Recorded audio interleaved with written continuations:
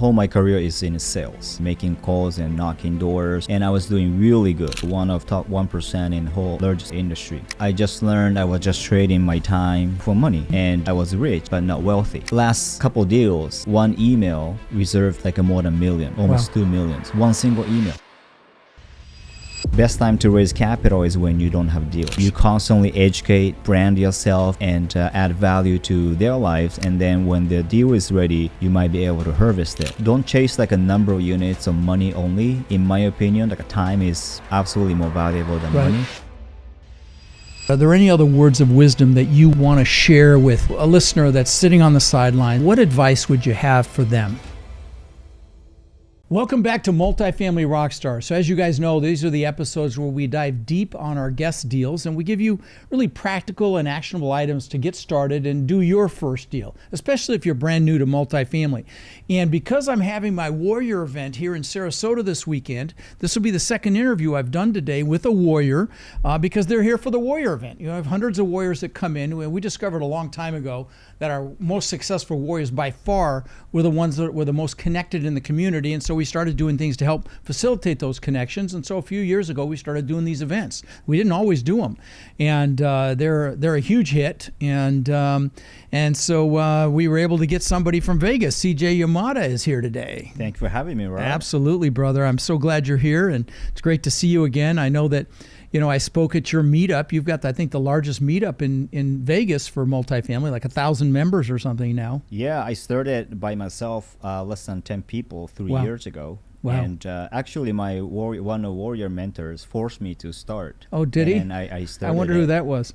Matt Piccioni. Matt Piccioni. Oh, good guy. Yeah, and then after 3 years, I was following your advice, add value and be consistent. Yeah. So I always brought a guest speaker and no sales, focus on networking and education, and now they even had to suffer through me once a couple of years ago, I believe. Yeah. And you flew over for my event. Thank you so much. That was a huge boost for us. Absolutely. So why don't you talk a little bit about your story? You're from Japan, which I want to talk about a little bit because we mentioned we might mention that before we started recording. But tell us your story.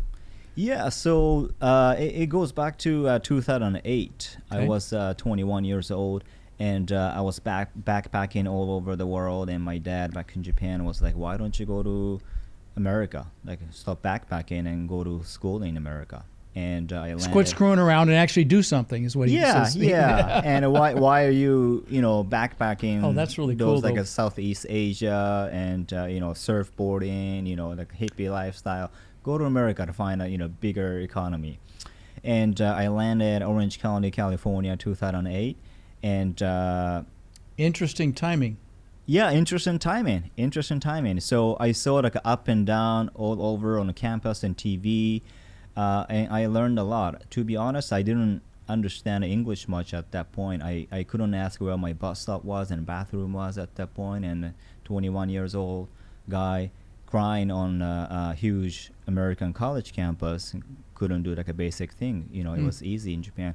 So I decided, I'm very competitive. So I decided to study English 8 hours a day. Wow. No holidays, no weekend, no hangovers.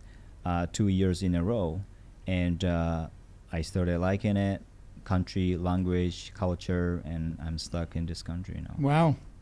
Wow. It took you 2 years to become fluent? Yeah, one and a half. I'm still learning in my mindset, but it would take me 10 to learn Japanese. As an aside, my daughter went to Japan and taught English for a year. Oh, nice. And when she was sick, she got cancer. It was really a horrific time for us. But when she was really sick, life-threatening sick, I told her, because she always wanted me to go back. I said, "Baby, as soon as you're well, we will go back. We'll go for 2 weeks. We'll bring your brother, his fiance, Tiffy. I will go and we went. And the reason she wanted me to go was she became fluent in Japanese. Oh, wow. Yeah, and I was just super impressed. Yeah, only 1 year. Yeah, she's brilliant. I mean, she's Mensa smart. She works for me now. Yeah. But yeah, so we went to Osaka and Yokohama and Tokyo. Oh, you're from Osaka? No kidding. Yeah. Kyoto, Yokohama, Tokyo. Awesome. It was quite a trip. Awesome. But so back to real estate. Yeah. So talk a little bit about what you've done in real estate, and then we'll dig into a deal. Yeah. So after college, I got a job, and whole my career is in sales, and one of that is selling solar systems, solar no panels kidding. back Wow. in California, making cold calls and knocking doors, and I was doing really good, really good. One of top 1% in whole largest company in the industry.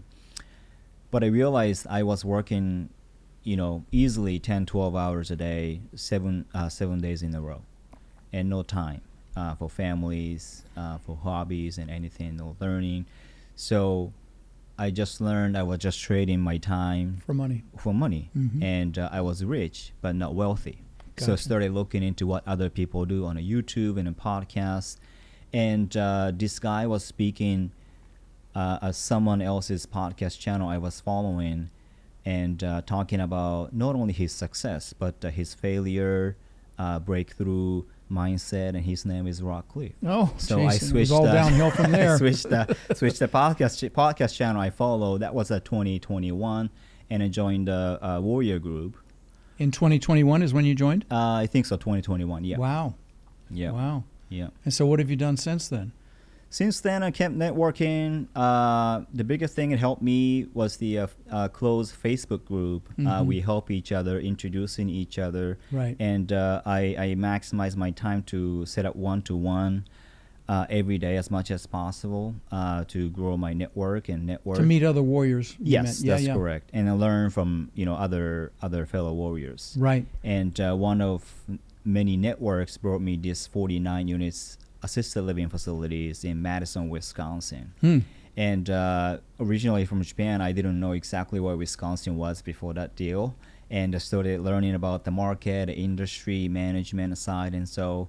And after 18 months or so, since joining Warrior, my first deal happened. No kidding. Yeah. And what was it? 49 units. 49 unit multifamily? Yes. Assisted living. Oh, it was facility. assisted living. You went Yes. right into assisted living. By the way, Correct. guys, we don't just do multifamily. Yes, my Warriors own, I think we're pushing 270,000 Yeah. multifamily units at this point. We know it's over 260 because we've got that in the count. But there's tons of senior housing. There's thousands of self-storage units. There's thousands of mobile home park units. So it's not just multifamily. Yeah. So talk about this 49 unit deal. Was it with Warriors, I take it? All Warriors. All yes. Warriors. Yes. Okay.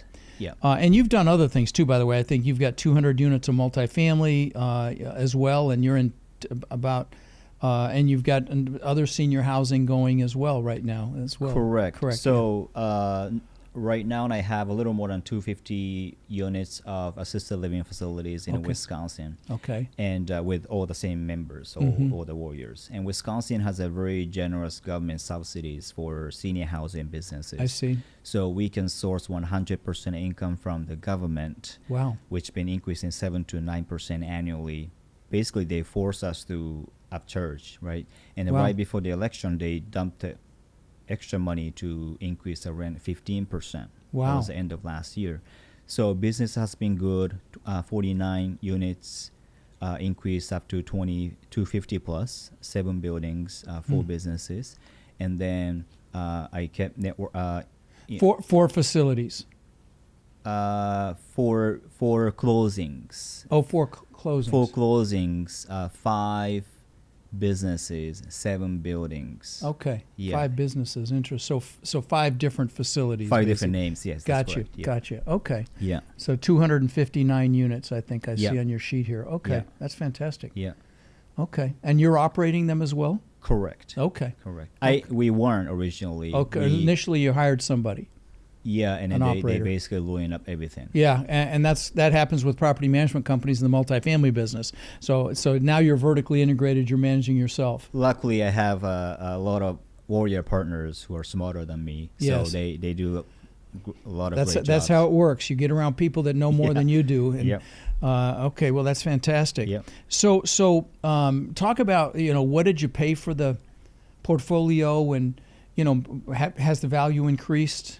And if so, what does that look like? Do you know off the top of your head? Yeah. Okay. So Mainly what I'm looking for is a good story. Okay.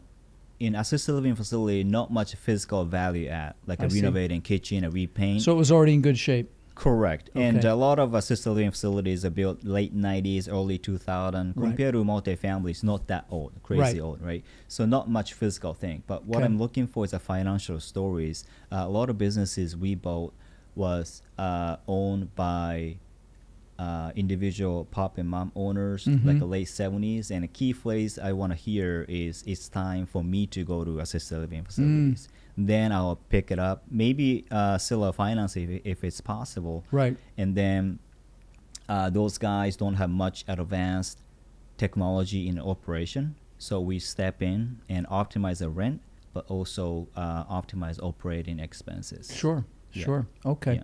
So, and you've got a portfolio here in the Florida that you're. Yeah, we're you're under wo- contract with you're under contract. 173 units in Florida. How many? 173. 173. Fantastic. Good for you. So, I mean, you're really moving quickly at your current pace. How long do you feel like it would take you to reach financial freedom? It took me like 3 years, 3 deal. It depends on all the profitability Sure. split and cash flow and everything. But 3 years, So you've already done it. yeah, So you've already reached financial freedom. yes, It's 3 years after joining the program. yes. Oh, good for you, buddy. That's fantastic. Thank you so much. Good for you. I'm really proud of you, man. That's fantastic. So, why senior housing? I mean, listen, I'm getting into senior housing as well. I'm raising money for a deal next week, so Okay. I'm very much into it as well. But I want them to hear it from you, not Yeah, from me. so I definitely started from multifamily. Obviously, I Right. joined a Warrior program. Sure. That's main focus is multifamily, and I saw like a cap rate is too low and very competitive. Yeah. And I shifted a little bit in assisted living facilities. Again, I didn't intentionally look into it. One of my networks brought it to me. So network is really network. One of the guys. Warrior networks. Yeah, Uh-huh. yeah. And then I found out we have huge shortage on the assisted living facility. A huge shortage. There's not enough beds. And yeah, I'm sorry. I'm going to steal No, your that's thunder. okay. You keep going because I get So, excited talking about this Yeah, stuff. 10,000 People a baby day boomers a day turning 65 years old. right now. And we just met like 30 minutes ago. Since we met here today, 200 people turn 65 years old. Right. Guys, I want you to hear that. 10,000 people a day are turning 65, okay? In 10 years, they'll be turning 75. Yep. And this, what do they call it? A silver Tsunami. tsunami. And it's coming. And there's going to be a huge need. And I'm a huge proponent for senior housing. I actually don't know if you know this. I got my senior housing ALF administrator's license 10 years ago. Oh, no way. Yeah. Here in Florida, did a 3-day course and Okay. and got the domain name affordableseniorhousing.com, and I was going to run with it. And I think that's when the crash happened. This was like, in fact, it's more than 50. God, wow. It was back in 2008. So it was. Oh, that's when I arrived to the It was States. like 17 years ago. Yeah. And then I had to shift gears because I was losing my ass. And so, so I didn't do anything with it. But there's a huge need and a huge shortage. And so, Yes. it's definitely an asset class I'm very excited about. I'm Yes. excited to be getting into it myself finally after all that. But, what do you think are, well, let me ask you a couple questions. What is your role on the team? Are you raising money, finding deals? What piece are you playing? Mainly raising money. By the way, guys, if you have an interest in the Warrior program, for God's sakes, apply, okay? Text the word CRUSH to 72345. That's how you apply. We don't take everybody, but, I mean, is it a decent program? Absolutely best room you can ever ask for. Thank you. So you're paying for speed. Yeah. And with the knowledge I have collected, podcasts and YouTube, I could have said the same thing, but I haven't done the same thing at all.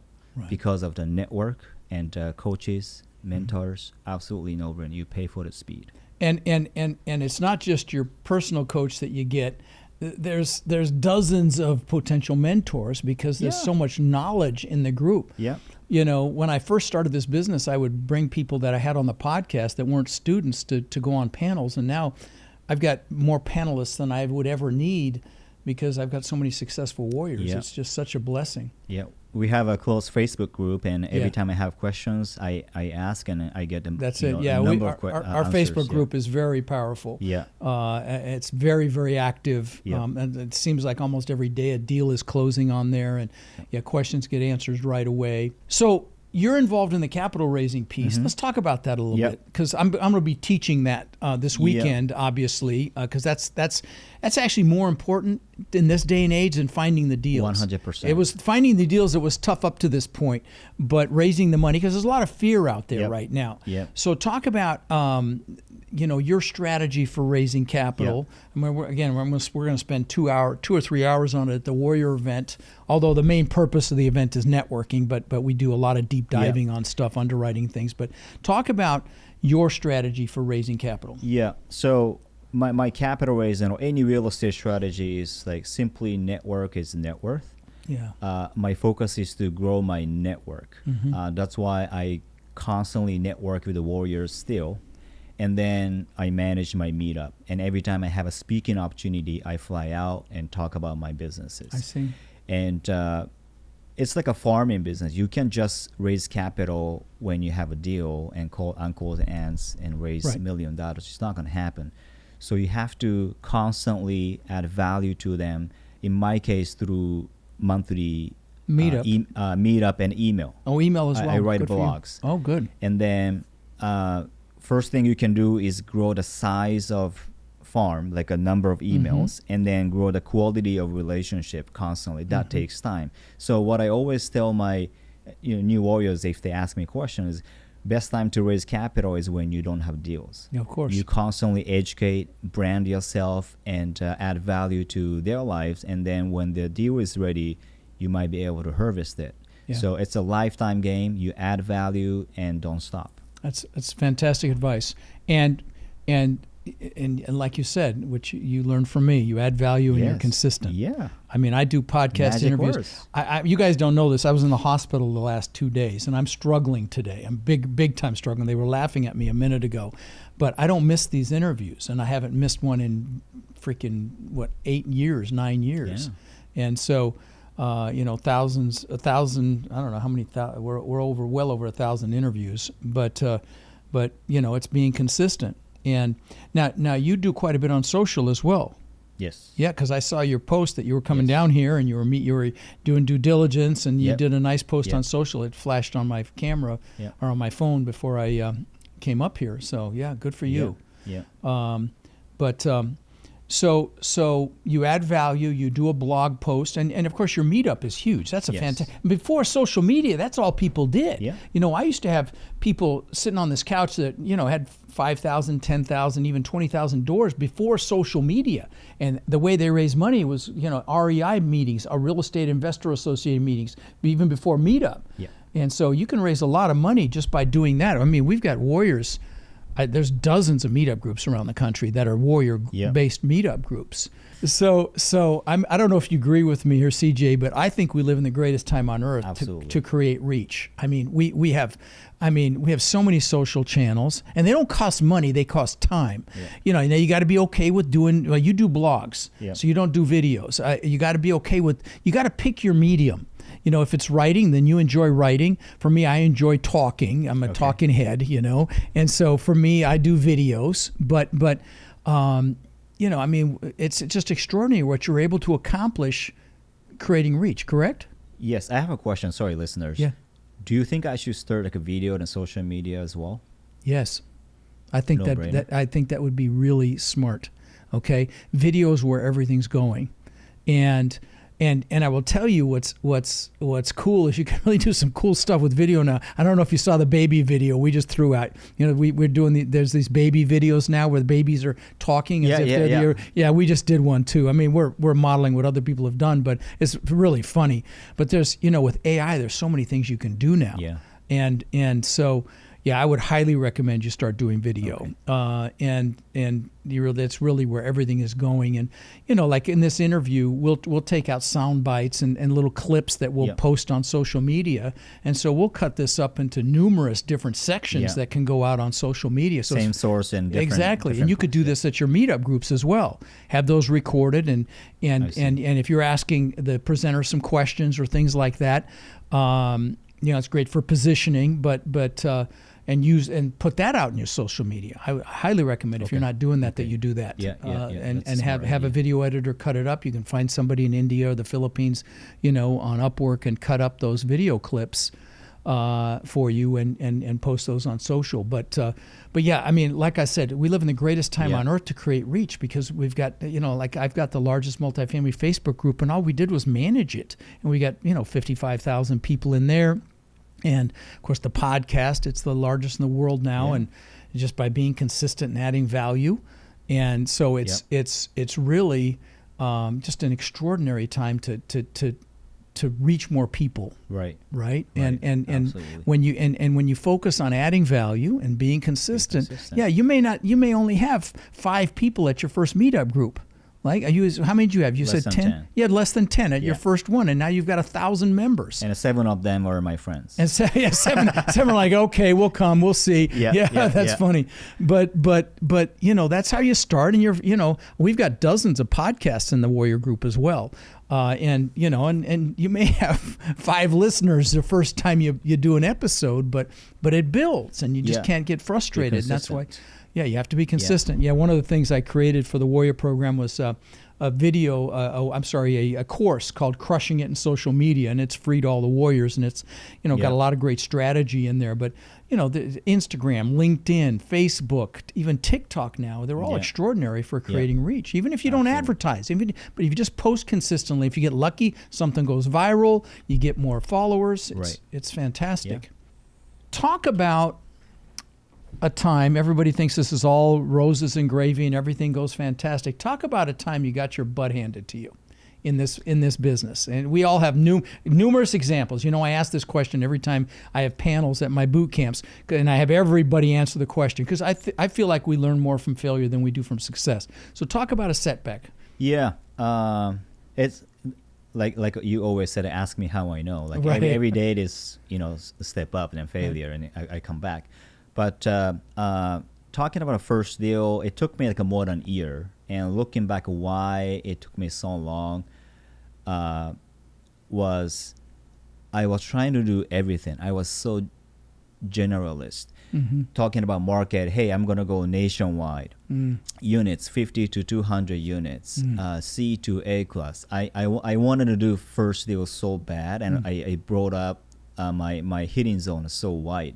And nothing happened. Right. And one day, one of your podcasts recommended to narrow down your own superpower. Focus is power. Focus is power. Yeah. So I switched it. What can I do? Underwriting? No. I hate Excel, and Excel helped me more. Right. So I focus on capital raising, sales. Right. And then people started calling me, hey, CJ, I have a deal. Do you want to join a deal? We need investor relationship guy.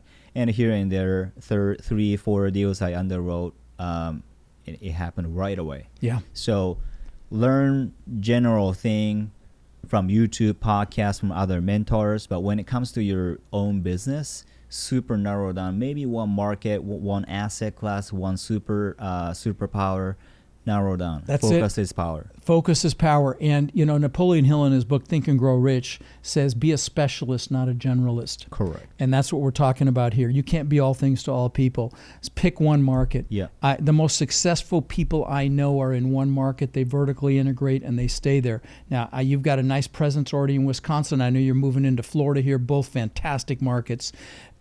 But you've got to, and I'm assuming you're going to vertically integrate here as well. Yeah, I mean you can do that, and those are the most successful operators I see, And don't, this is a team sport. You don't have to wear every hat. No. That's the beautiful thing about this business. You raise money, you're involved in the asset management as well and the investor relations, but someone else is loves the spreadsheet. I don't either. My God, I took the short bus to school for math. I mean, it's amazing I can spell the word math. But, I can get my way around a P&L. I just don't like it, And so do what you like. And when you like what you do, work is play. You never work another day in your life. Yeah. Right? Yeah. And you're already great at sales, so you're a people person. Correct. Duh, that was a no-brainer for you. Yeah, I have so much fun in making calls and text message and, coming up with a marketing idea. But numbers, finances, due diligence, detailed constructions, I'm nothing. I can't do anything. I can't have fun. Right. I can read high-level underwriting and P&L as a business owner, but my focus is people and raise capital. Nice, talk about business nice. I know that was an epiphany for you. That was an aha moment where you're like, okay, I need to focus on what I'm good at, which is sales and communication. Any other epiphanies or aha moments in your journey here that come to mind where you're like, okay, now I get it? It's the power of consistency. Period. Yeah. So when I did first capital raise, I literally text everybody in my phone 3 to 5 times, and some people started not liking me. That's fine. I wanted to chase my dream. Last couple deals, one email reserved like more than $1 million, almost 2 millions. One single email. Wow. And I didn't change anything. I was doing the same thing, adding value and sharing deals and updating investors. And as I said, I kept networking 5 new names a week. That's my goal. Going networking event. And the last couple of deals, raising $1 million is so easy. Yeah. Just because of the time I kept doing the daily grind. That's it. That's fantastic. So I meet 2-3 warriors every day. Wow. Every day over Zoom. Okay. Wow. But not everybody is so successful. Not everybody. You provide great contents. You provide great coaching. But at the end of the day is your action. That's it. Your action. That's it. Massive freaking action is the bottom line. Correct. It doesn't matter how intelligent you are. It doesn't matter how much money it doesn't matter how much education you have, where you live. If you're willing to take massive freaking action, success is inevitable. Yeah. Period. I've seen it with my students time and time again. There's no one size fits all with it. It's just the people that go do it. They push it. They let go of their stories, because many people have stories as to why they shouldn't do something. They say, I should do this, I should do that, I should do this, and they should all over themselves, as you know. And so it's the most successful people, the ones that just go do it. So I do a couple deals a year, 3 deals a year, right? And I was listening to your podcast almost 6 months, 4, 5, 6 months. Not joining Warrior. If I joined right away, maybe I could have done one more extra deal, and my financial freedom would have been earlier. Wow. So whoever listening to this podcast, watching YouTube, no doubt, just jump in and just do it. Just do it. Do it. Yeah. By the way, if you are interested in applying, like I said, text the word CRUSH to 72345, and that's how you apply to the program. So besides that, are there any other words of wisdom that you would want to share with a listener that's sitting on the sidelines? They know they need to do something. They may like their job, but they don't have the freedom that they want for themselves and their family. They may not like their job either. What advice would you have for them? Start with the end in mind, and if you're married, with your spouse. Yeah. Start with the end in mind and make sure your significant other is on board. Yeah. So my wife and I sat down 4 years ago and defined 4 freedoms: time freedom,